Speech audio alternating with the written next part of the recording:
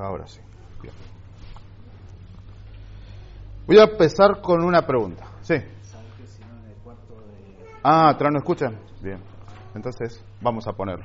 De verdad, recién. El pie nada más, el pie nada. Lo que el micrófono que pensé que...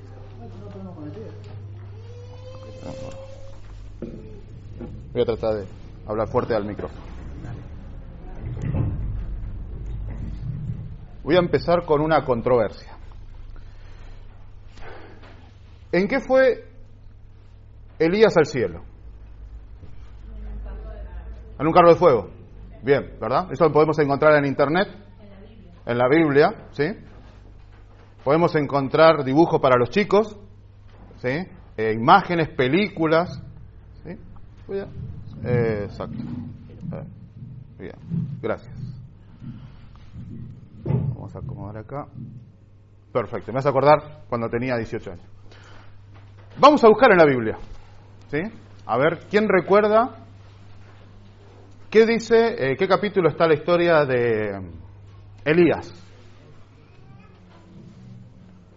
Utilicé la palabra controversia porque nos vamos a ver enfrentado a una situación. Creo que es Primera de Reyes, el capítulo 2, ¿no? ¿Perdón? A ver. 18, perdón. Bien, versículo 1, por favor. Fuerte. ¿Sí? Fuerte, por favor, el que lo tenga. Pero vamos a hacer algo. Y esto sí. No, pero para beneficio también, lo acabo de prender. Creo que lo prendí. Ahí está. Para beneficio de todos. Pasó mucho tiempo y 3 años después llegó palabra de Jehová a Elías diciendo: Sí. Ve, muéstrame a Acab y yo haré llover sobre la faz de la tierra. No, ese no es. A ver. 18.1, a ver, ¿es ese? Claro, pero le estamos preguntando por la historia de Elías y el carro de fuego. Presten atención, yo les dije algo y ustedes lo asumieron como una realidad. Ustedes tienen que ser críticos. Tienen que fijarse, como hacían los bereanos, en realidad todos tenemos, si lo que yo digo está en armonía con la Biblia, ¿no? Ahí sí dice Pablo, el Espíritu Santo dice que los hermanos de Berea eran más nobles que los de Tesalónica porque buscaban en las Escrituras todos los días si lo que Pablo decía era real. No les voy a decir en qué capítulo está de Hechos, pero búsquenlo porque es casi textual como se los acabo de decir. ¿Encontraron, Elías? Segunda de Reyes, ¿puede ser? A ver, ¿dónde está la historia de Elías cuando va a ser tomado de Eliseo? Versículo 1.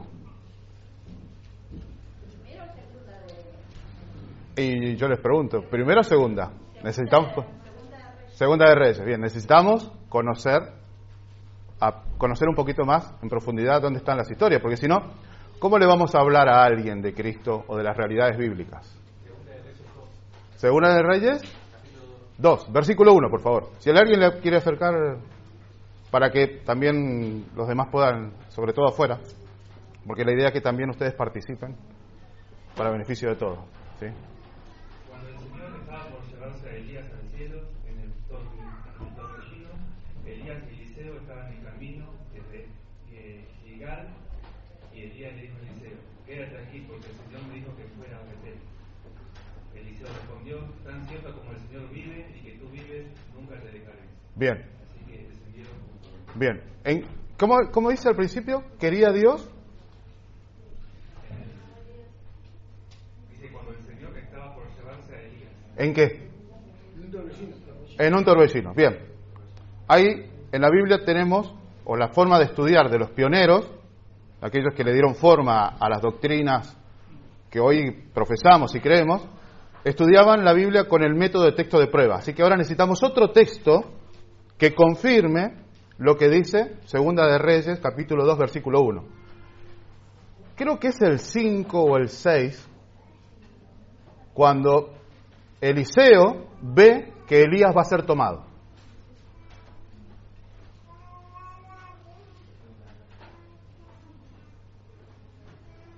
A ver. El mismo capítulo que estabas leyendo, unos versículos más abajo.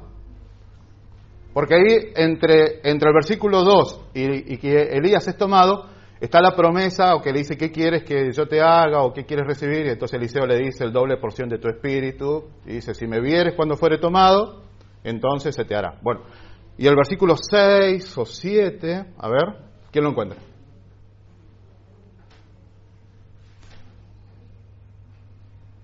No, con caballos de fuego en el versículo 11. 11, bien, el 11. ¿Cómo dice? Fuerte. Aconteció que mientras ellos iban caminando y hablando, un carro de fuego con caballos de fuego los apartó a los dos. Y Elías subió al cielo en un torbellino. Entonces lo subió en un carro de fuego. El carro de fuego los apartó, dice. Claro, entonces ustedes observan que a veces nosotros no leemos correctamente. La Biblia es clara, tiene 2 versículos, se llama texto de prueba. ¿Por qué? Porque si hay 2 testigos, no hay mentira. Para casarnos, para denuncias, para lo que fuera, necesitamos más de un testigo. Y la Biblia utiliza eso.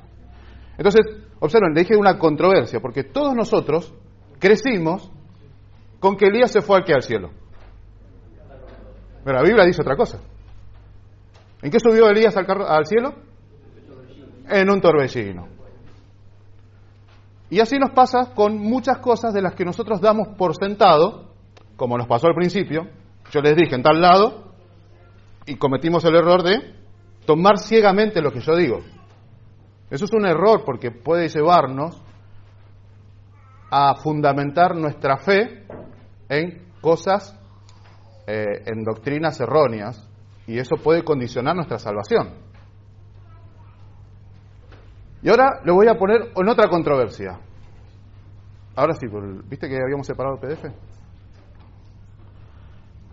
E incluso, por ejemplo, yo conozco el Evangelio, o conozco la Biblia, de que tenía aproximadamente 14 años. Mi primera Biblia fue una Dios habla hoy. ¿Sí? Una versión muy, muy linda. Me gustaba porque estaba lleno de... ¿Se puede achicar un poquito? ¿Un poquito más? Hasta que aparezca... que se complete la frase, por lo menos. Acá tenés acá arriba tenés el zoom. A ver, al revés, el menos. ¿Otro más? Ahí nomás. Como les digo, yo conocí el Evangelio, mis papás empezaron a ir a una iglesia evangélica cuando tenía 14 años. Me bauticé sin saber lo que estaba haciendo, porque en el proceso el pastor dijo, ¿los chicos se quieren bautizar? 14 años, 14, 9, 7, sí, pasamos todo por el agua. Y de entonces siempre escuché la palabra, creo que una de las palabras más repetidas es la palabra fe.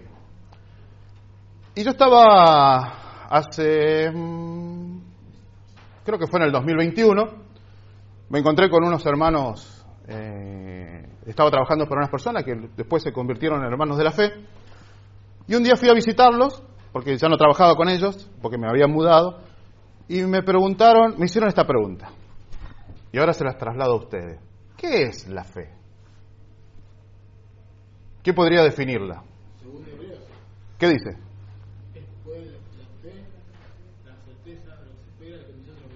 Muy bien. Esa es la definición que nos sale de adentro, ¿no? ¿Sí? O mejor dicho, la que hemos leído en la Biblia. Pero les vuelvo a preguntar, ¿qué es fe?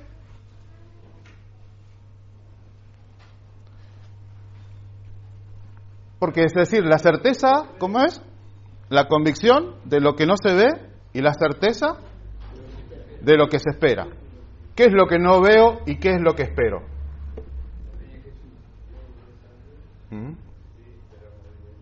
¿Cómo?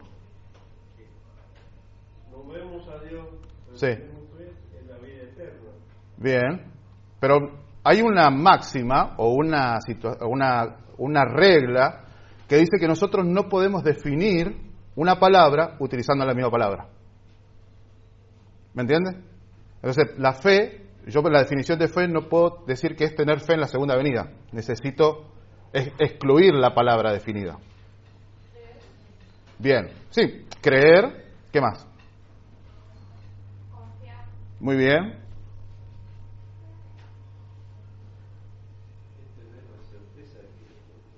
Bien, y la certeza. Confiar, creer y certeza. Sí. Sí, Dios nos da una medida de fe a cada uno. Pero... Bien, pero ¿qué es fe? O sea, nosotros le damos a un niño la llave de un auto. O yo le puedo enseñar a mi hija una fórmula de un programa de computación, que es un poco lo que utilizo ahora. Mi hija va a saber qué es, va a saber cómo usarla.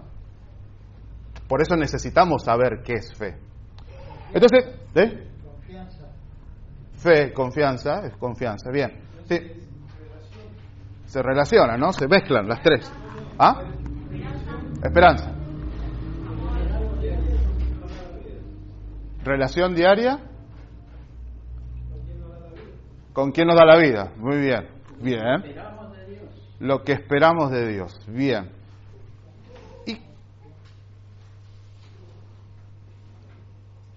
¿Y cómo sería? A ver, ¿cómo lo puedo modificar la pregunta? ¿Cómo nos enteramos qué es lo que Dios quiere o qué es lo que Dios nos dio a nosotros? O en eso que el hermano acaba de decir. ¿Sí? ¿Por la qué? Muy bien, por la Biblia. ¿Qué parte de la Biblia? Bien, la palabra de Dios en general, pero la palabra de Dios se puede dividir en algunas partes. Tenemos lo que es historia, ¿sí? Tenemos lo que es profecía, tenemos las parábolas, ¿sí? Y podemos llegar a encontrar algún otro elemento más. San Juan 3:16. Sí, San Juan 3:16. ¿Qué dice? De tal manera amó Dios al mundo que ha dado a su Hijo unigénito para que todo aquel que en él crea no se pierda, mas tenga vida eterna. Bien, ¿y eso qué es? Fe, No, eso no es fe. fidelidad, No. mensaje. No, porque ahí, en un análisis propio de la lectura, eso, nosotros depositamos algo en eso que acaba de decir el hermano, Juan 3:16, de tal manera amó Dios al mundo que para... En este caso, como decía yo, que lo que esperamos de Dios es que tenemos que tener la seguridad de lo que no vemos. Bien, Estar convencidos. sí, Convencidos de lo que no vemos. ujú, bien, y... Lo hemos leído, lo hemos escuchado. Ajá, lo hemos leído, lo hemos escuchado, pero ¿seguridad en qué? Ahí apareció la palabra, en las promesas de Dios. Juan 3:16 roza una promesa, porque comienza diciendo que de tal manera amó Dios al mundo, que entregó a su Hijo, por intermedio de su Hijo, para que todo aquel que en él crea no se pierda la vida eterna. Entonces, la verdadera fe no es el creer en cualquier cosa que no existe o en cualquier cosa que espero. ¿Me entienden? ¿Sí? Es algo interesante porque Hebreos 11 dice que sin fe es agradar a Dios. Bien, pero como les dije, yo puedo tener fe de que me voy a sacar el boleto de la lotería. Y estoy confiando en lo que no veo y estoy confiando en lo que espero. Yo puedo querer ser el mejor, ¿sí?, profesional en cualquier actividad. No lo veo, pero lo espero. Pero no es una fe bíblica.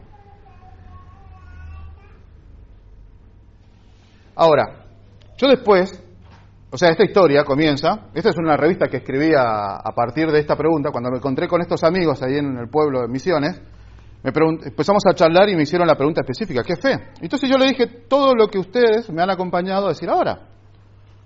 Y me fui a mi casa, porque si bien ellos quedaron bastante, satisfechos, porque ellos asistían a una iglesia católica y ahora estaban habían dejado de asistir a la iglesia católica, estaban empezando a asistir a una iglesia protestante. Entonces, claro, se encontraron con un montón de preguntas. Es un contraste bastante brusco, ¿no? Más de familia, de tradición. Incluso en la casa de un familiar de ellos hay una foto de un familiar de ellos con el Papa Juan Pablo II. O sea, su fe en la iglesia católica era bastante, ¿cómo decirlo? Eran practicantes o eran devotos. Entonces, al empezar a encontrar en la Biblia verdades, se empezaron a surgirle preguntas. Como Pablo dice, cuando leí el mandamiento, el pecado revivió en mí. Entonces empieza una pregunta, bueno, ¿cómo se soluciona esto? Entonces yo le di estas explicaciones que ustedes me dieron, pero yo no quedé satisfecho. ¿Sí? Yo no quedé satisfecho y me fui a estudiar. Digo, llegué a casa y aprovechando la internet, antes teníamos que ir a una biblioteca y tener la suerte de que en esa biblioteca hubiera material que pudiera satisfacer. Bueno, aproveché la internet y di con un artículo muy interesante, ¿sí? Que precisamente se planteaba esto, de que la fe no es en cualquier cosa que yo crea y cualquier cosa que tenga la certeza que no existe y cualquier cosa que yo espere. Una vez, en esa iglesia que mis papás conocieron, hubo una parte especial que duró varios días y el predicador tomó la promesa que se le hace a Josué, que le dice que todo lo que tocare la planta de tu pie va a ser tuyo, diciéndole que todo lugar que el pueblo conquistara y poseyera con presencia iba a quedar como parte del territorio de Israel. Nosotros, y ese mensaje estaba centrado en poder adquirir cosas materiales. Y todos salimos, después de esa reunión de esos días, y nos sacábamos la media, el zapato, y pisábamos autos 0 kilómetros. Otro fue y pisaba una casa, el otro quería un local, un negocio, y fue y pisaba el local. Entonces, no estábamos teniendo una fe bíblica, ¿no? Estábamos torciendo la palabra. Entonces, necesitamos estudiar la Biblia, leerla, con la ayuda del Espíritu Santo, para poder entender cuál era la fe de quién. ¿La fe de qué? Muy bien. La otra que podríamos haber respondido es la fe de los apóstoles. ¿Cómo dice Apocalipsis 14:12?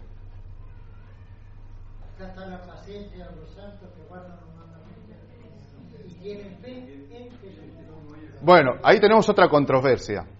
Las Biblias más antiguas, las que suelen ser más fieles al original, y les muestro por qué. Porque la Biblia, la que tradujo, por ejemplo, Casidoro de Reina, Cipriano de Valera, esa Biblia, para el español, es más fiel que las actuales. Le explico por qué. Porque la vida de Cipriano de Valera tenía precio. El papado le perseguía por toda Europa porque estaba haciendo lo que expresamente había dicho que no había que hacer, que era traducir la Biblia, porque era la verdad. Entonces, siempre me confundo Casidoro de Reina y Cipriano, pero la primera traducción fue Cipriano de Valera y Casidoro de Reina la revisó. Bien. Entonces, Casidoro de Reina, inspirado por el Espíritu Santo y peligrando su vida, tenía un celo por traducir la palabra de Dios que quizás hoy no se equivale con nada, porque cualquiera hoy, teniendo recursos suficientes, traduce la Biblia y puede hasta darle una cierta interpretación aplicando de sus propios, de sus propias creencias. Entonces, como nosotros decimos, no es lo mismo una heladera que se hace hoy como una heladera que se hacía hace 50 años. La heladera de hace 50 años posiblemente esté funcionando y sin reparación, y la de hoy está preparada para que dure 3, 4, 5 años y se estropee sola, como me pasó este mes en mi casa. Tengo 2 heladeras, ¿sí? La más nueva ya murió y la viejita sigue funcionando. Una tiene 15 años y la otra tenía 4. Entonces, si eso llevamos a la palabra, las versiones más nuevas no suelen tener el mismo celo en la traducción que las más antiguas, ¿sí? Por ejemplo, las versiones más contemporáneas, a partir de la década del 60 para acá, muchos versículos son así pequeñamente modificados, como dijo el hermano, y la versión más antigua dice, y la fe de Jesús, no la fe en Jesús. Son dos cosas totalmente distintas, porque yo puedo tener la fe en Jesús, ¿sí?, y estar bastante acertado. Si tuviera una diana, podría dar en alguno de los círculos más alejados, pero si tengo la fe de Jesús, es otra cosa muy distinta. Porque Jesús tenía fe. Sí. ¿En qué confiaba Jesús? ¿En qué de su Padre? En las promesas de su Padre. Por ejemplo, en los Salmos, los primeros Salmos, dice, y no dejarás que mi cuerpo quede en el sepulcro. Esa es una promesa que escribió el salmista una promesa que estaba aplicada a Cristo, porque los huesos de Jesús se descompusieron en el sepulcro. ¿Fueron qué? Resucitados, fueron preservados. Los huesos de Jesús están ahora en el lugar santísimo, con Jesús, haciendo la tarea que corresponde. Pero en el Salmo dice que no dejarás mi cuerpo en el sepulcro, dice David. Y David tenía certeza en la resurrección, en la promesa de Dios de la resurrección. Eso es fe bíblica. ¿Vieron por qué entramos en controversia? Porque se llama disonancia cognitiva. Nos cuesta creer que todo lo que hemos estudiado hasta ahora, confrontado con una lectura cabal, decimos, no lo puedo entender. Y es lo que nos sucede cuando nos presentan el Evangelio, o cuando nos dicen cierta realidad de la Biblia, como la encontramos ahora. Todos dimos casi unánimemente que Elías había subido al cielo en un carro de fuego. En la Biblia dice totalmente distinto. Dice que subió en un torbellino. E incluso, torbellino, es muy interesante porque Dios habla a Job desde el torbellino. Y lo voy a llevar a otra controversia también más difícil, que hemos descubierto leyendo la Biblia, no es otra cosa. Por ejemplo, algunos interpretan que en el Antiguo Testamento era el Padre el que hablaba con el pueblo, ¿verdad? Y después le tocó la tarea a Cristo venir y hablar con el pueblo. Y cuando Cristo partió al cielo, quedó el Espíritu Santo. ¿Verdad? ¿Eso es lo que hemos aprendido? Eso es lo que normalmente se entiende. Bien, pero Hebreos dice, creo que es Hebreos 1:1, a ver, ¿quién me ayuda a buscarlo? Y digo creo porque quiero poco ponernos a prueba todos, para que nosotros también sepamos dónde está escrito, porque no podemos ir a hablar del Evangelio y no saber dónde está el fundamento de lo que nosotros estamos hablando. ¿Sí? Hebreos 1:1. ¿Qué dice a Dios nadie? Sí. ¿Cómo? El que dice a Dios nadie. Dios, habiendo hablado de muchas veces y de muchas maneras en otros tiempos a los padres por los profetas. Muy bien. Entonces de ahí nosotros interpretamos que es el Padre, ¿sí? Que es el Padre que habló al mundo. Pero ahora, y ahí viene otra controversia que surge, que Jesús no es Dios, o que Jesús en ese momento no hablaba con el pueblo, ¿verdad? Pero cuando nosotros leemos la Biblia, observamos, y ahora busco el versículo, discúlpeme que lo tengo en la memoria, ¿sí?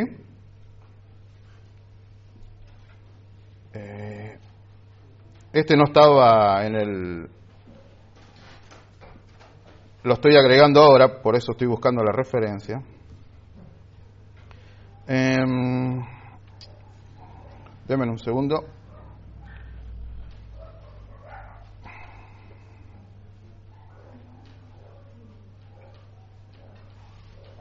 Perdón, estaba en Juan capítulo 1.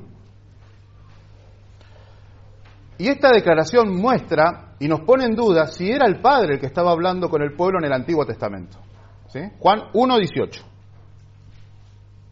El que lo tiene, por favor, léalo.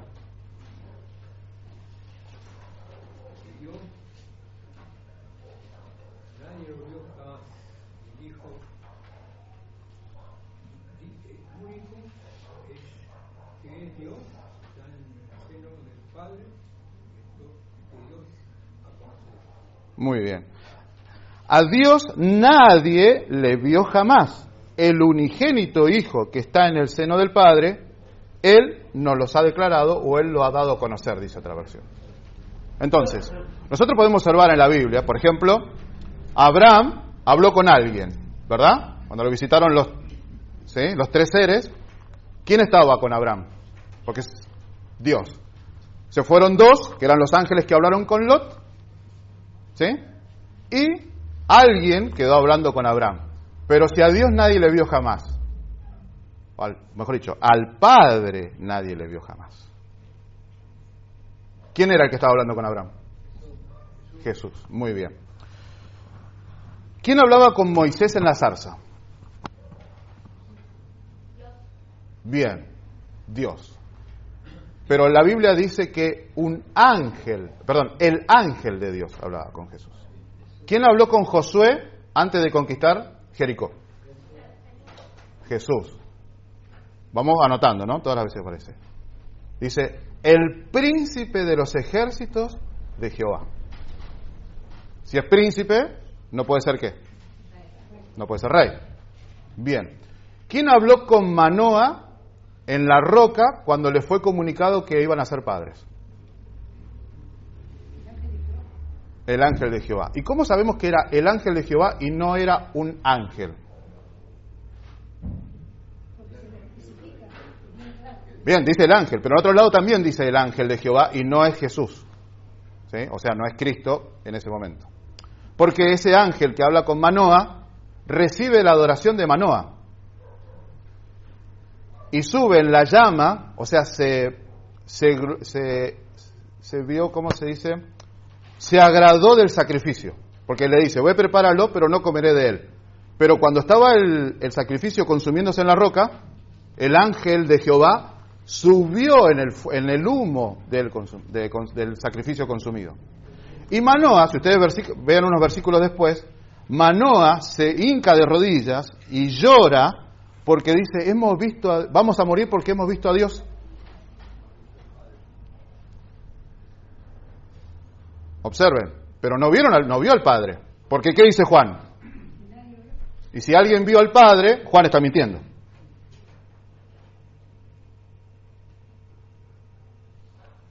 Daniel, en las visiones de Daniel, sobre todo en el 12, hablaba con un ángel y le mostraba las visiones. Y dice que del otro lado del río había ¿qué? Un varón vestido de lino.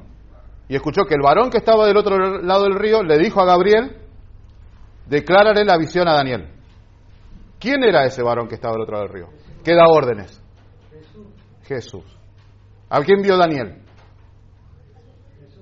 A Jesús. Muy bien. Entonces Juan sigue siendo verdad. ¿Verdad? Bien. Entonces, la controversia, como le decía recién, es que el Padre, en el Antiguo Testamento, no se manifiesta explícitamente. El que está siempre en contacto con el pueblo es Cristo.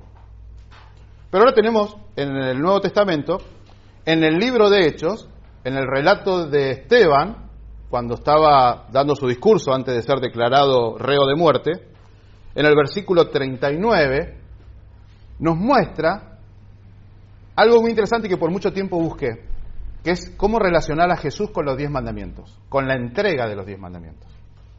¿Pueden buscar? Hechos 7.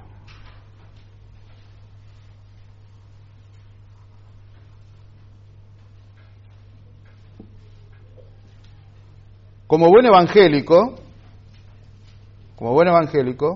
me veía en esa tarea de decir que los mandamientos estaban anulados y que Jesús había cambiado los 10 mandamientos por uno nuevo.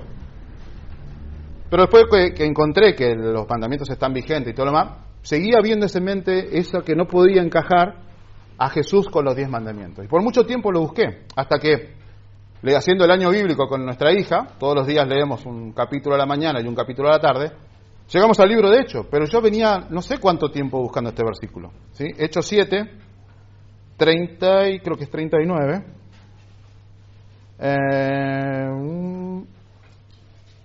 Sí, podríamos leer del 39.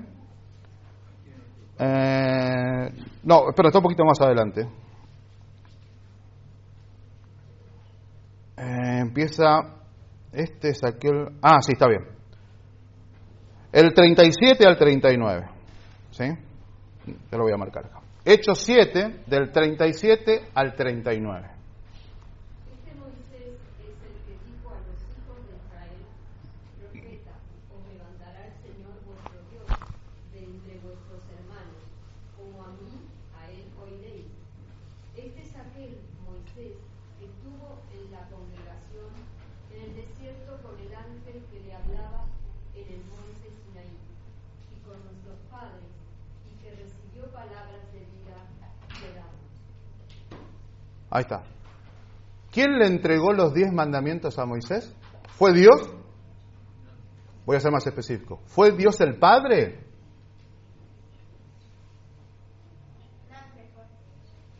¿Qué ángel? ¿Cuál? Jesús. ¿Qué dice el relato de Éxodo y de Deuteronomio?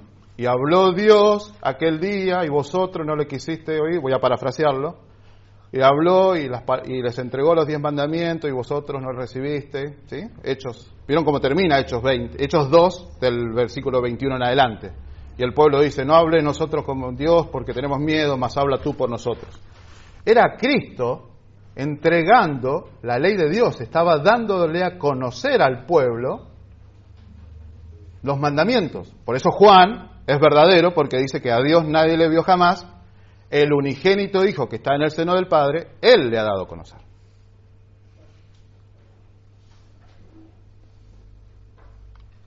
¿Vieron en qué situación estamos?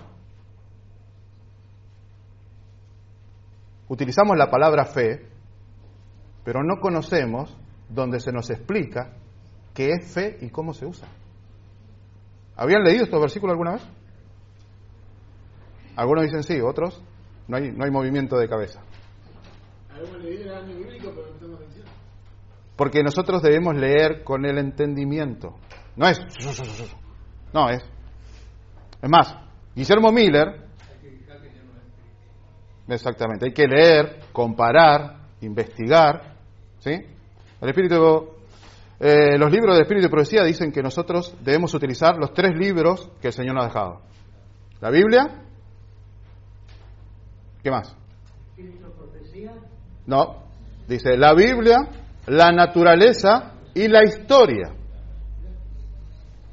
Esos son los 3 libros de texto que nosotros debiéramos dar. Nosotros debemos dar razones de fe con nuestra ¿qué? No.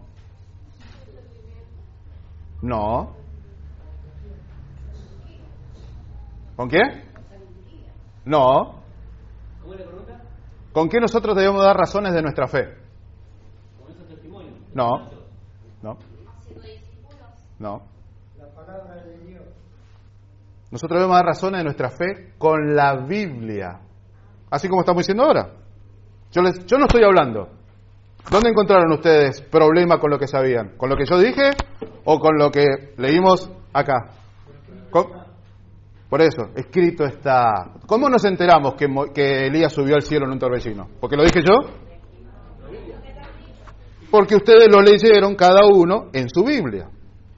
Por eso debemos dar razones de fe con la Biblia. Y con la historia, ¿qué explicamos? ¿Cómo explicamos Daniel 7:25? ¿Con qué? O Apocalipsis 13. ¿Con qué lo explicamos? Apocalipsis 2 y 3. ¿Cómo le decimos al mundo el tema de las 7 iglesias? ¿Con qué lo explicamos? Con la historia. Por eso, ya tenemos. Conocemos a Dios con la Biblia. Conocemos las profecías con la historia. ¿Y cómo le mostramos al mundo que Dios creó el mundo? La naturaleza. Job dice, pregunta a los peces del mar y a las aves del cielo si no están hechos, en resumido, si no están hechos por mí.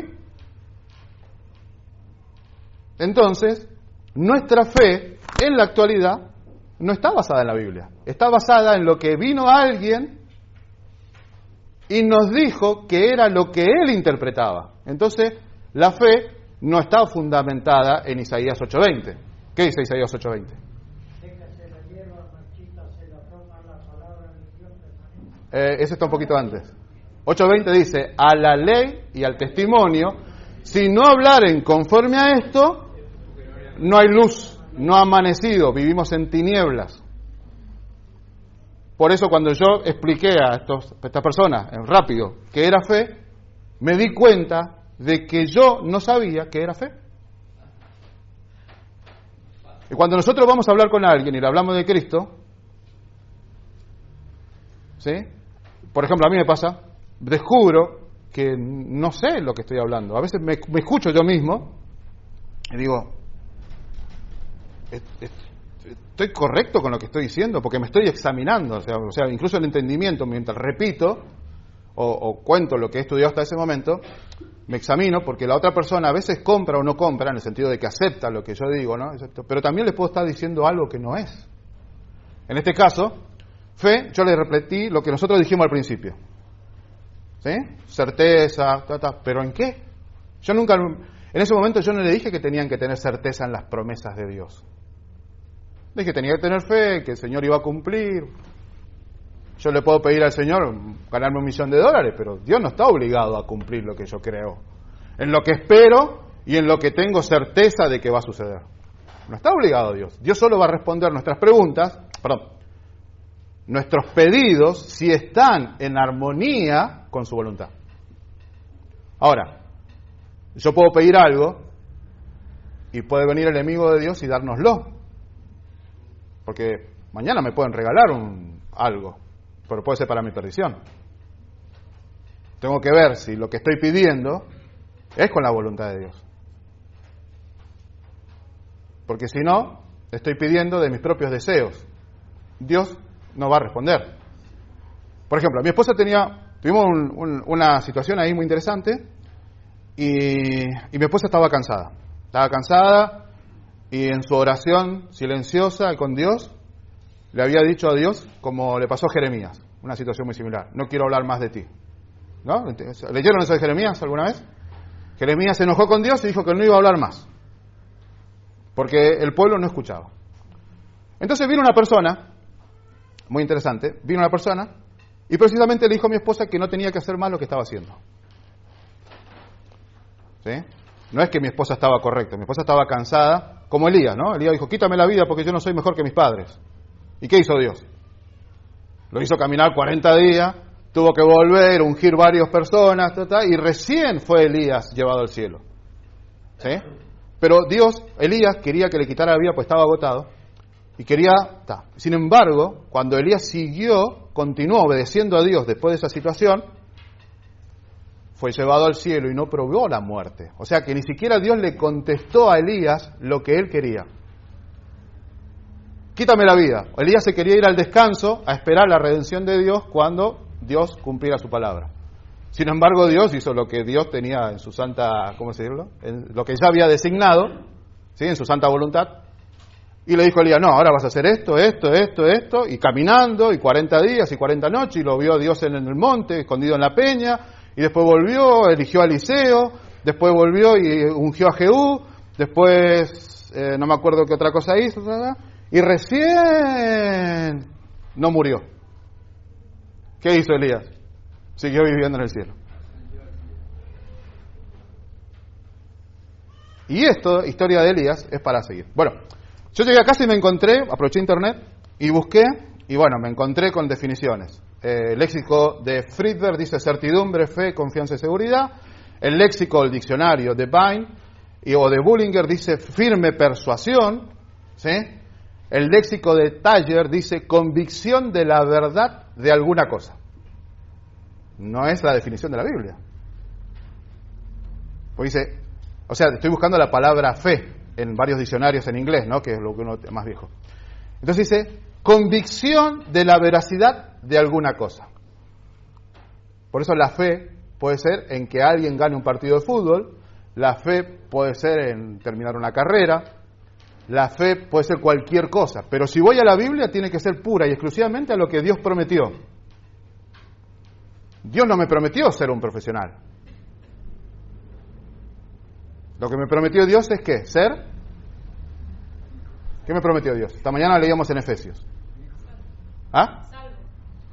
Eso es fe. Fe en que voy a ser salvo. Por eso la fe en Cristo es fe, firme convicción de lo que no se ve, pero la certeza de lo que espero, de que Cristo va a regresar y va a llevar a aquellos, y ahora empieza el problema, que tengan fe, porque la fe tiene una definición que no la conocemos, o porque por lo menos no la conocíamos, ahora la vamos a conocer. En que Él nos restaura a la situación anterior y nos lleva al cielo para vivir con Dios, ¿no? Es fe en las promesas de Dios. ¿Sí? Por ejemplo, una promesa de Dios y que no nos gusta es cuando Jesús dijo que en el mundo tendríamos ¿qué? Sin embargo, nosotros buscamos la aflicción, reconocemos la aflicción como amamos esa promesa de Dios. No, queremos vivir bien, que nadie nos moleste, tener la pancita llena, abrigado y irme a dormir temprano, que nadie venga a golpear la puerta. Pero si tengo fe en la salvación, también tengo que tener fe en esto que dijo Jesús, de que en el mundo tendríamos apretura, dice otro. Porque es una declaración, o sea, no nos prometió, pero sí es una realidad. ¿Sí? Pero nosotros solo vemos fe en las cosas que nos gustan o nos convienen. Ese es un problema. Pablo, hablábamos esta mañana, Pablo estaba gozoso en la cárcel y le daba ánimos a los que estaban libres. ¿Quién tenía más fe o firme persuasión o certeza, convicción de lo que esperaba y lo que no veía?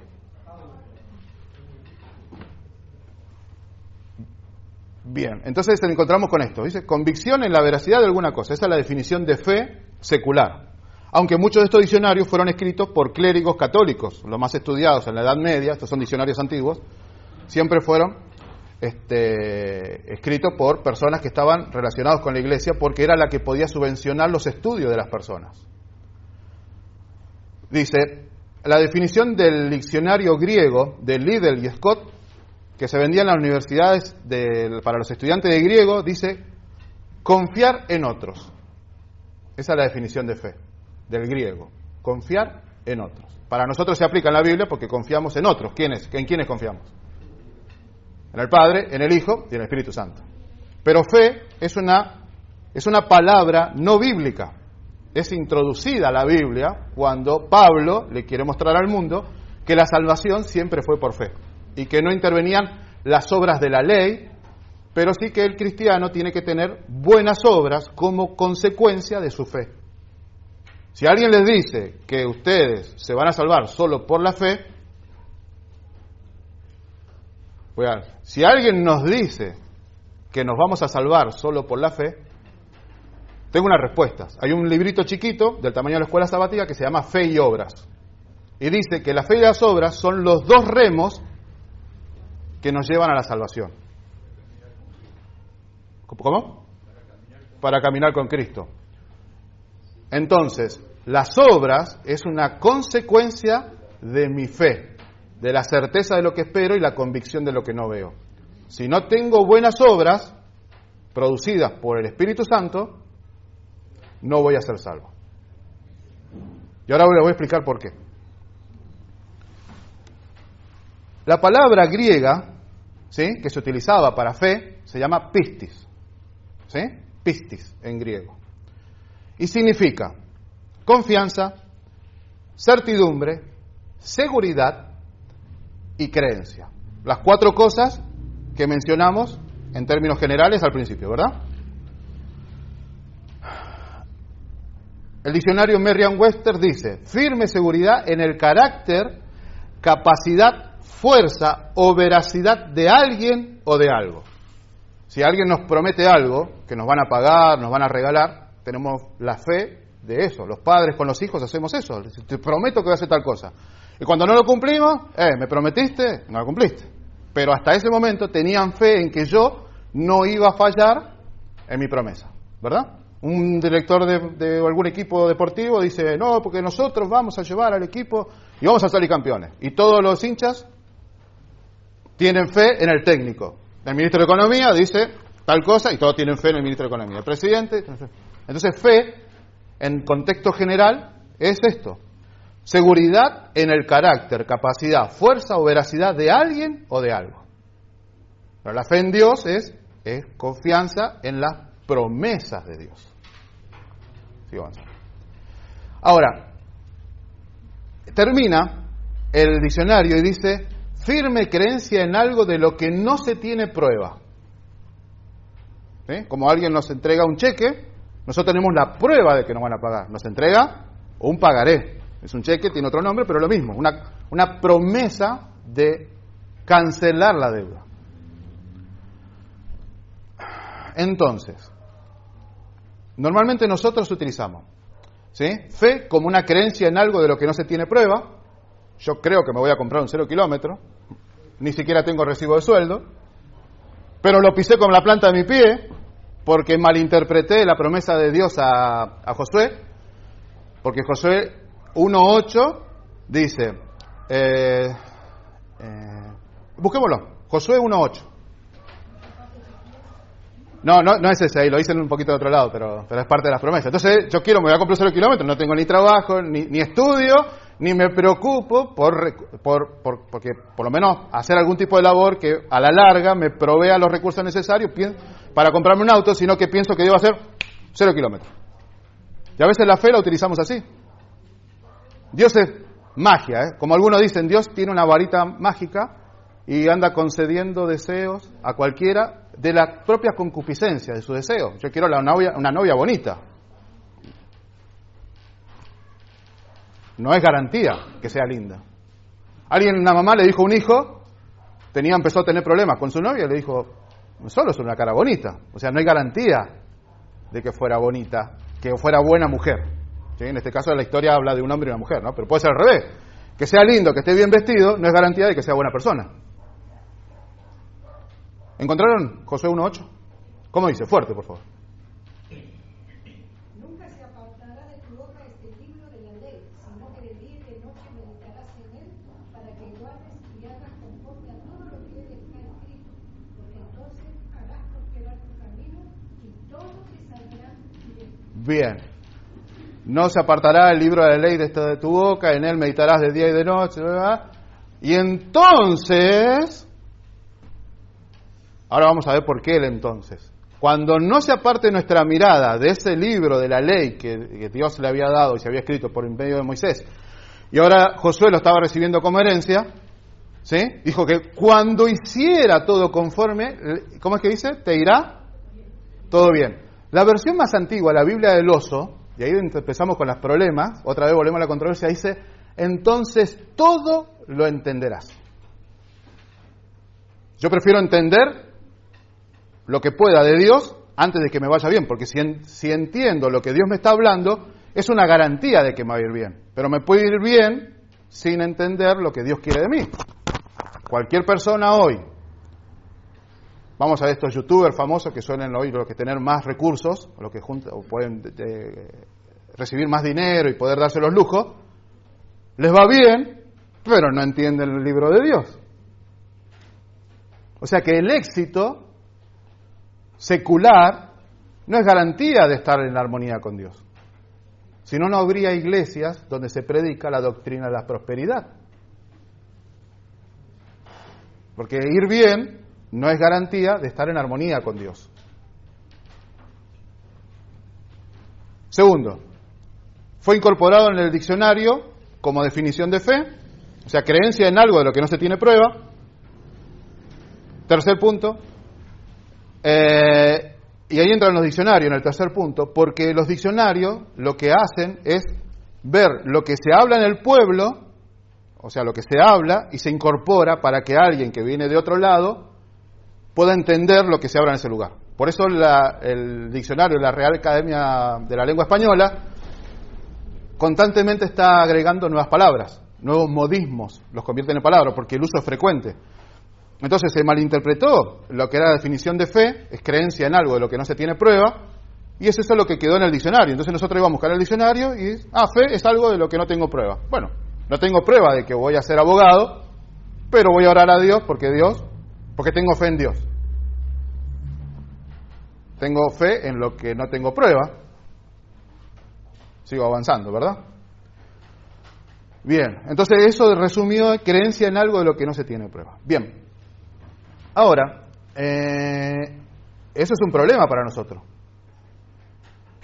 Por ejemplo, voy a un caso curioso. La doctrina de la transubstanciación. ¿Quién la conoce?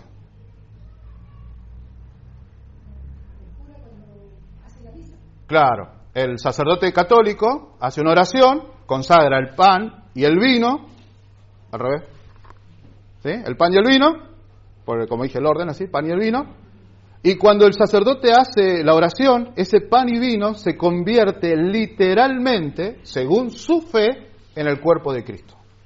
Pero el pan tiene sabor a pan y el vino tiene sabor a vino. O sea, la creencia de lo que no tiene prueba. Está depositando su fe en una tradición, porque no tiene sustento bíblico. No hay ningún lugar en la Biblia donde diga que el pan y el vino es literalmente el cuerpo de Cristo. Y así muchos hemos sido engañados durante bastante tiempo. Entonces, el feligrés católico acepta por fe lo que se le dice, pero no chequea con la Biblia como los bereanos. Lo que nos pasó al principio. Elías subió al cielo en un carro de fuego. La Biblia dice que subió en un torbellino. Pero teníamos la fe, la creencia, la certeza de que Elías había subido al cielo en un carro de fuego. Estábamos en un error. Pero lo aceptamos por fe, porque es lo que todos hablan. Es todo lo que todos hablan. Ahora,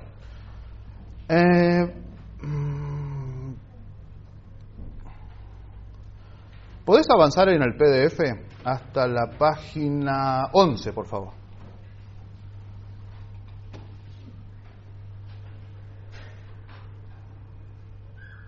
Bueno, ahí después les muestro varios artículos y revistas que hemos escrito.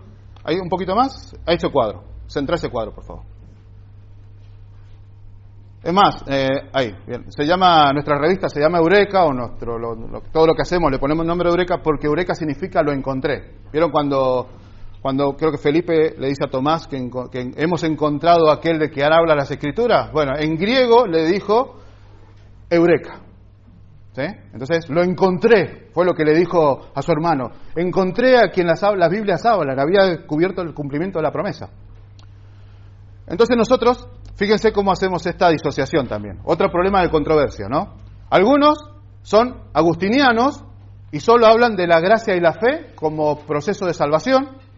Y después están los pelagianos que dicen que solo somos salvos practicando la ley y la obediencia. Pero en realidad todos los conceptos se unen en la cruz. Porque hace falta las dos cosas. Fe y obras. Y ahora vamos a llegar a esto, porque este es bíblico. O sea, como les dije, no puedo hablar nada si no se los puedo explicar con un versículo. Entonces, se divide la iglesia siempre. Algunos dicen la fe, yo voy a ser salvo, aunque salga a la calle y haga mi voluntad, pero como creo en Cristo, soy salvo. Eso no es, tristemente, una fe bíblica. Si otros dicen, no, como los que perseguían a Pablo en el tiempo de él lo persiguieron por todos lados, sobre todo los judaizantes. No, hay que seguir matando y haciendo las obras de la ley. Hay que seguir poniendo la fe en la sangre de los machos y los toros, como dicen Hebreos. Y Hebreos dice que no tienen poder para quitar los pecados. Entonces nosotros hacemos esta disociación porque entendemos mal la fe y entendemos mal la obediencia. Fíjense acá, dice, se hace foco en la fe y en la gracia, no sé si lo alcanzan a apreciar, a ver, en la gracia y en la fe, y acá en la ley y en la obediencia. Pero hay una palabra de esas 4 que significa lo mismo.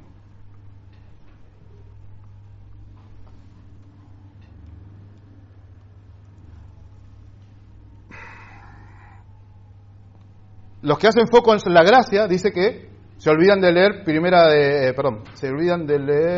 tengo la referencia, Santiago 2:11, que dice que el que infringe en un punto, entonces el que dice, yo soy con fe, pero puedo hacer todo lo que yo quiera, o sea, practico la desobediencia a lo que está escrito en la palabra de Dios, están infringiendo un punto, cualquiera de los 10, como resumen. Y sabemos que cualquiera que infringe un punto se hace culpable de todos. Y los que hacen caso en la obediencia, ¿sí?, niegan la fe, porque por sus propias obras piensan agradar a Dios. Entonces, obediencia choca con fe, ¿verdad? Porque la fe mal entendida, no tengo que hacer nada, y la obediencia mal entendida, tengo que hacer todo. Necesito agradar a Dios. Por eso se cortan el pelo, se dejan los rulitos, o hacen procesiones, o incluso como nosotros, a veces pensamos que por estar hoy sentados aquí, somos salvos. Eso no es garantía para nadie. Porque sin fe y sin santidad, no se puede acceder al cielo. Romanos, también lo leímos en la escuela sabática, Romanos 6:22. Se lo repito de memoria, pues algo que... Habiendo sido librados del pecado, ¿sí? Librados del pecado, hechos siervos de Dios, tenéis como fruto la santificación y como fin la vida eterna. Necesitamos ser liberados, declarados hijos de Dios, transitar por el camino de la perfección para recién obtener la vida eterna. Por eso los que hacen foco en la obediencia tienen error, y los que hacen foco en la fe también tienen error. Tiene que estar todo unido. Pero como les dije, hay una palabra de todas esas, ¿sí?, que está en los dos lugares. La siguiente imagen está en la página siguiente, por favor.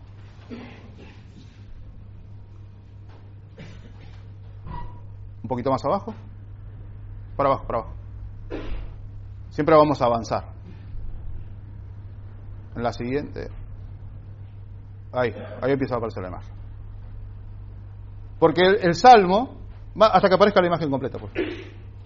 Porque el Salmo dice que la gracia y la misericordia se besaron. Quiere decir, ¿qué es gracia? ¿Quién sabe lo que es gracia? Un regalo.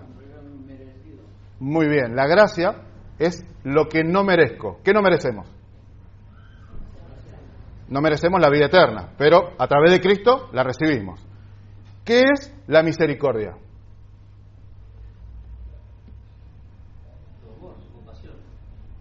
Bien, ¿manifestado en qué? ¿En la qué? Bien, ¿y eso qué me reporta a mí? Bien, el acto de amor. ¿Y qué me beneficia? ¿Ah? Ay, no escucho, perdón, pasó justo. Claro, pero eso es gracia. Obtener la salvación es gracia. ¿Qué es la misericordia? Va bien, pero ¿qué es la misericordia ahora? ¿Manifestado en qué? En la cruz. Pero ¿a mí en qué me beneficia? La vida eterna todavía no la tengo. Bien, ¿qué me beneficia?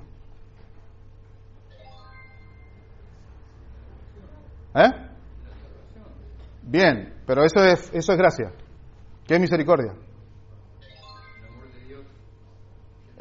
Bien, el amor de Dios. ¿En qué me beneficia el amor de Dios? Bien, ¿en qué me beneficia? ¿En qué me beneficia? Ser hijo, ¿en qué me beneficia? ¿Qué misericordia? Es fácil, es re fácil.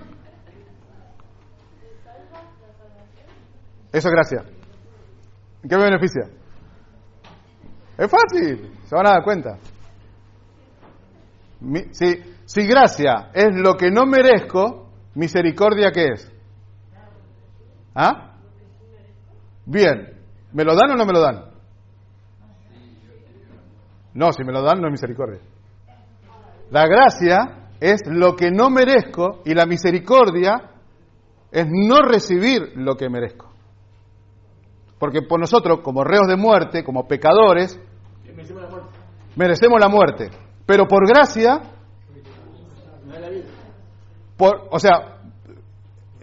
la misericordia es no darme lo que me gané y la gracia es darme lo que no gané. ¿Me entienden? Por eso decía fácil, es lo contrario. ¿Sí? En términos matemáticos, positivo, pasa al otro lado, negativo. ¿Sí? La gracia es algo que no merezco. Nadie merece la vida eterna. La Biblia dice, por cuanto todos pecaron, están destituidos de la gloria de Dios. ¿Sí? El Salmo dice, no hay justo ni aún uno. ¿Sí? Entonces, la misericordia me dan lo que no merezco, que es la absolución de la condena que pesaba por mí, y la gracia es algo que no merecía, porque nunca hice nada para recibir la salvación. Es un regalo, ustedes lo dijeron, inmerecido. Tenemos un buen concepto de lo que es gracia, pero faltaba reforzar lo que es la misericordia. Por eso ley y obediencia, ¿sí?, se juntan en la cruz con gracia y fe. Pero como les dije, hay una palabra que está expresada en dos términos distintos. Ahora, le iba a contar una historia que escuché un día que le contaron a mi hija. Dice que había un hombre fornido, grandote, era un esclavo negro, no sé si es una historia real, pero la verdad que fue muy interesante para contar a nuestra hija, le contó un amigo. Y entonces este hombre, negro y grandote en el sentido de que era una persona difícil de dominar físicamente, entre varias personas, y era, evidentemente, como en aquel momento se consideraba a los esclavos como herramientas, tenía valor. Entonces, en la granja que trabajaba, no había habido forma de doblegarlo, bajo ningún tipo de amenaza o lo que fuera que hubieran intentado. Entonces, el amo, viendo que no le era útil, pero a pesar de todo eso tenía valor, lo llevó al mercado de esclavos, ¿verdad? Lo llevó al mercado de esclavos y decidió venderlo. Dice, por lo menos recupero y puedo adquirir 2 o 3 esclavos con ese dinero que por lo menos me sean útiles. Antes que tener algo parado o que no produce. Así. Entonces en el mercado de esclavos, sin comentar esta situación, es trocado por sendos esclavos y entonces volvió. Pero este esclavo quedó ahí y cuando venían las personas a comprar esclavos, el mismo esclavo se acercaba cuando lo miraban, porque realmente se miraban a los esclavos como cuando uno va a comprar un auto. Le miraban los dientes, si tenía muchas marcas, si había sido quebrado, si tenía todo si era ágil, ¿no? Si no era una persona enferma, porque evidentemente para ellos era un bien más que una persona. Entonces cuando estaba ahí, el mismo hombre, este esclavo, le decía que no iba a trabajar, que no invirtiera plata, porque él no iba a trabajar. Imagínense, con semejante tamaño y mole, cada uno de los iba a pensar, bueno, ¿cómo lo domino? Si ya me está diciendo que no, por más que era un esclavo y todo lo demás. Bueno, hasta aquí dice que apareció un señor de edad, pequeñito, y se enfrentó a la misma situación con el esclavo, y sin embargo este hombre fue y lo compró igual. Y él decía, no voy a hacer nada, estaba totalmente negado el hombre. Y el viejito no le decía nada y lo observaba. Evidentemente lo subió y se lo iba llevando para ir para su casa, pero de camino paran en un lugar. El hombre entra a ese lugar, se demora un momento, sale con un papel en la mano, y esto fue lo que más me impactó. Salió con un certificado de libertad.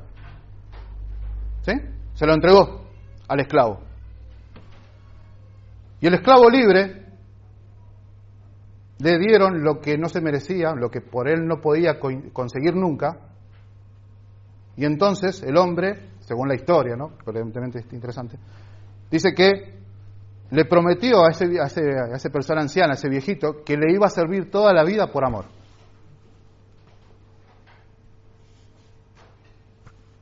Tuvo gracia y misericordia. Porque todos habían entendido doblegarlo a la fuerza, pero este hombre lo doblegó ¿con qué? Con la libertad. Lo que nadie le había prometido. Le cumplió. Y entonces el anciano no se llevó un esclavo, ¿se llevó qué? Una persona libre que estaba dispuesta a dar su vida como el hombre había hecho lo imposible por él. Entonces, ley y obediencia, fe y gracia.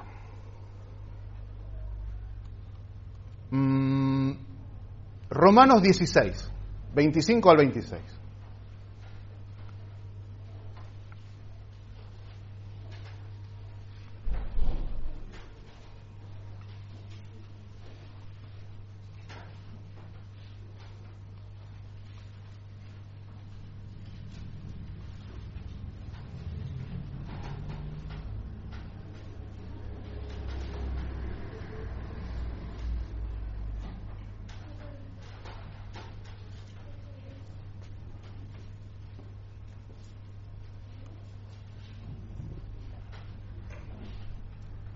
¿Lo encontraron? Del 25 al 26.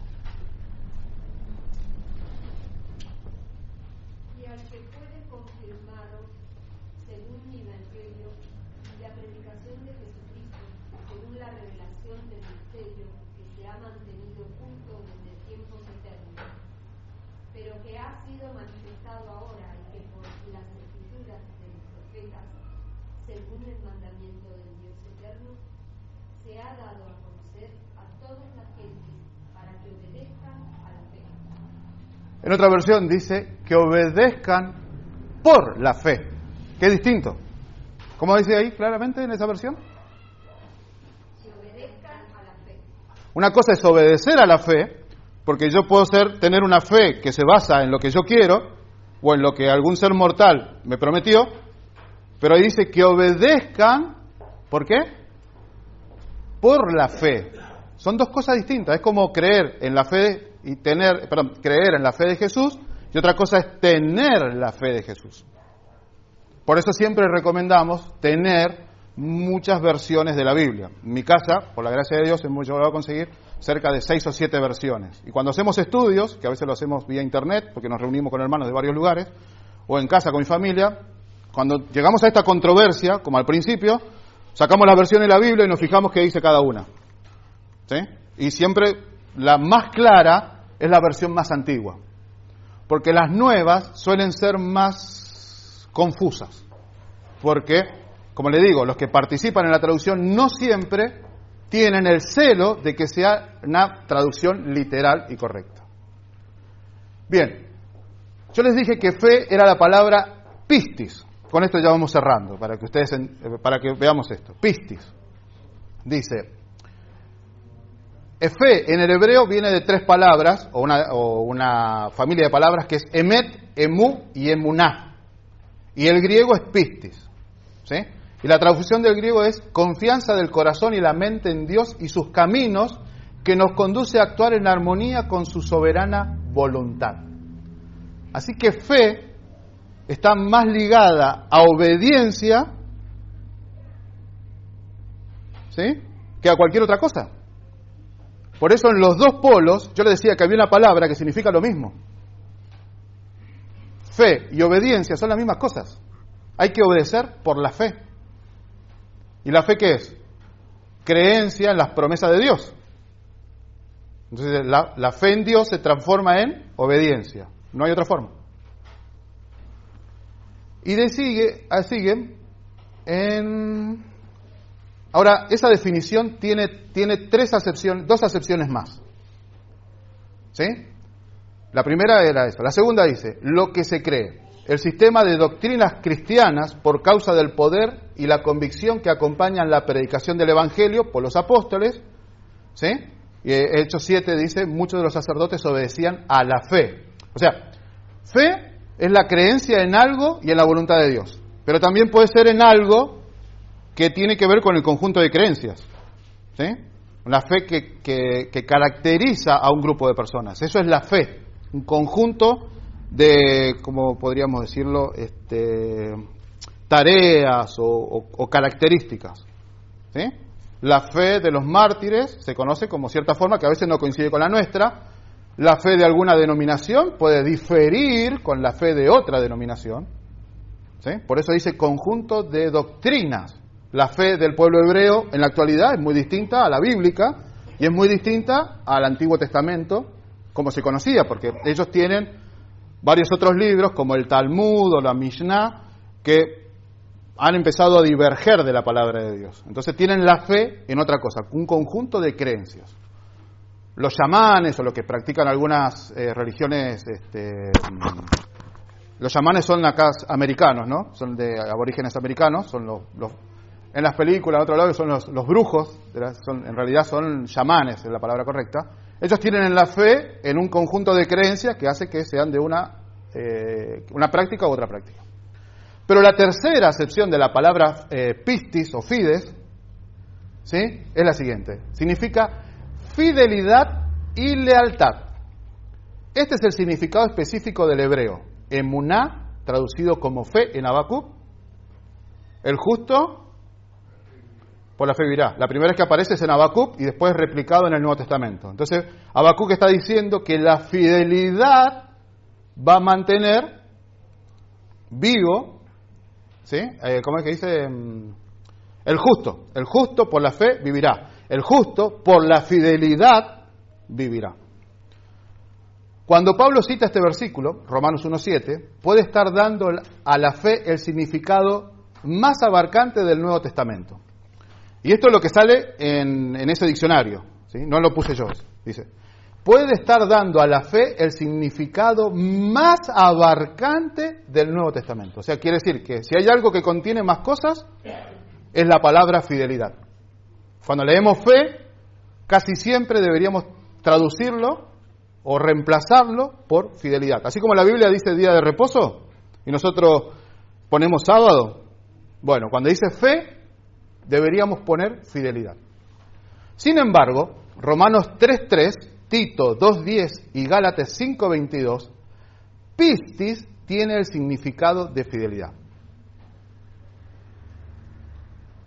Entonces, cuando vamos a releer con esto nuevo que hemos descubierto en el diccionario, de cómo Pablo y los apóstoles y los que escribieron la Biblia podían ser una de las posibles traducciones de la palabra fe, ¿sí?, es fidelidad. Cuando leemos Apocalipsis 14:12, tiene más sentido lo que dicen las versiones más antiguas.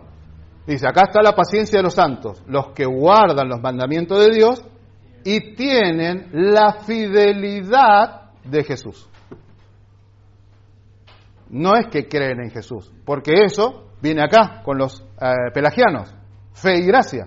Si yo tengo fe en Jesús, soy un pelagiano, porque eran ellos los que pusieron esta doctrina. Pero si tengo fe, tengo la fe de Jesús, soy bíblico. Llego acá. Entonces, en este cuadro, gracia y fe, y sería ley y fe. O sería gracia y fidelidad, ley y fidelidad, o sería gracia y obediencia, ley y obediencia. Porque esta historia del hombre que había recibido su libertad sin merecerla o sin su propio mérito, prometió ser fiel hasta la muerte a la persona que le había dado libertad. Y ser fiel es que no le iba a obedecer en ningún momento.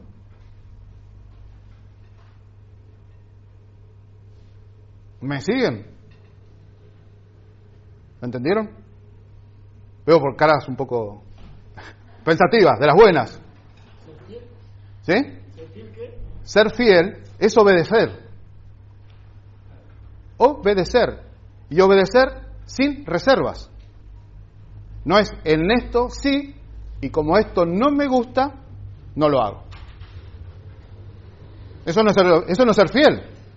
El matrimonio, la fidelidad es del 0 al infinito. No hay periodos de infidelidad, o no debería, porque si hay periodos de infidelidad, ¿hay fidelidad? ¿Qué es? Infiel. ¿Es A o es B? Entonces, fe y obras puede ser fe y fidelidad. Es lo mismo. Porque fe y obras es lo mismo. Santiago dice, muéstrame tu fe por tus obras y yo te mostraré mi fe por mis obras. Le está diciendo, mostrame tu fidelidad por lo que haces. Y Santiago le dice, yo te muestro lo que creo, te muestro lo que pienso, por mis obras. Porque las obras tienen que ser consecuentes con la fe. Por eso fe y obras básicamente es la misma palabra. Por eso son dos remos. Necesitamos dos remos porque es lo único que nos ayuda a avanzar. Un solo remo es difícil, más si la embarcación es un poco más grande. Pero necesito remos, fe y obra. No puedo decir una cosa, escribir con la mano y borrar. Por eso nos encontramos en una controversia. Así como vimos que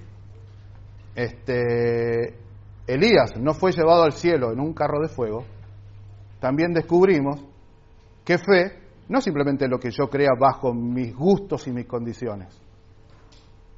Porque soy, tristemente, como dice Pablo, como cualquiera, en el contexto bíblico, como cualquier gentil. Yo puedo tener fe que el domingo va a ganar el partido de mi preferencia. No soy distinto, ¿sí? No soy distinto a cualquiera de los otros hinchas.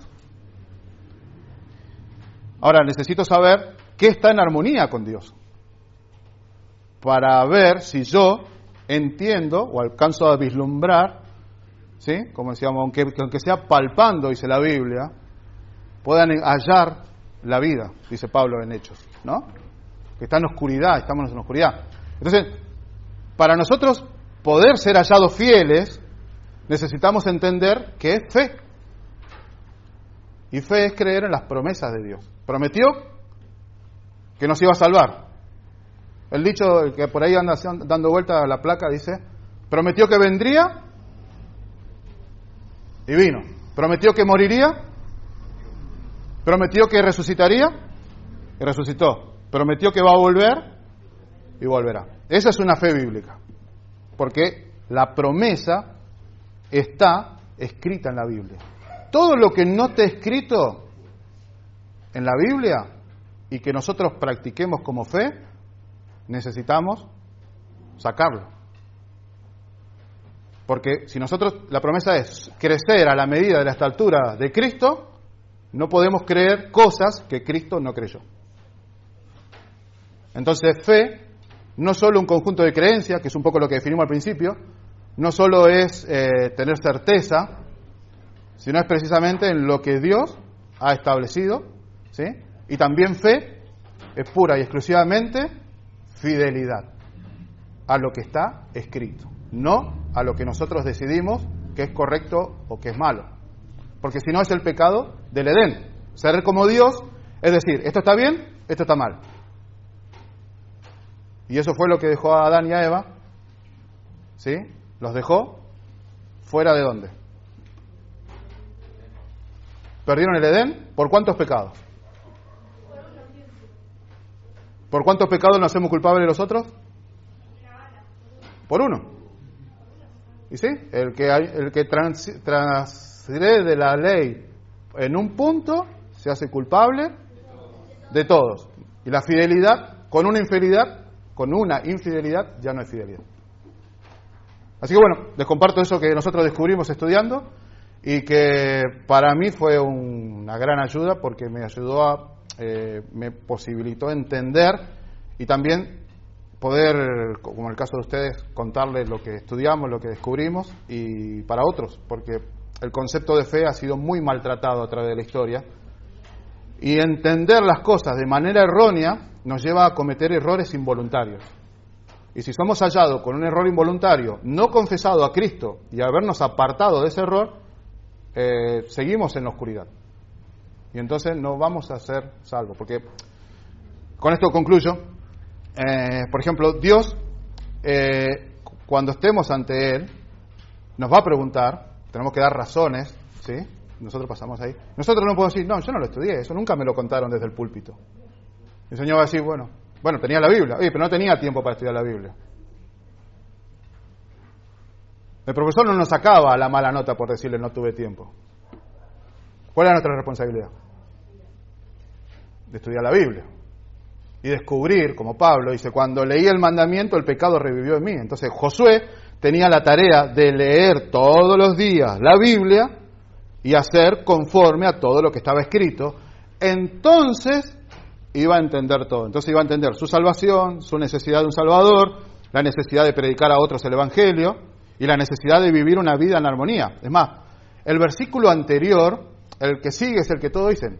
El versículo de Josué 1:9 es el que más replicado. Sé fuerte y valiente y esfuérzate y todo. Claro, ¿pero en qué? No en lo que él quería, en lo que decía el versículo anterior. En leer la Biblia, en estudiar la ley. Eso, porque el versículo aislado no sirve de nada, lo puedo malinterpretar. Y se utiliza mucho incluso para salir a la guerra. Fuerte y sé valiente, porque Dios va a estar con vos y te va a dar lo que vos querés y todo lo demás. Sí, pero el versículo anterior dice que tengo que estar en armonía con la voluntad de Dios.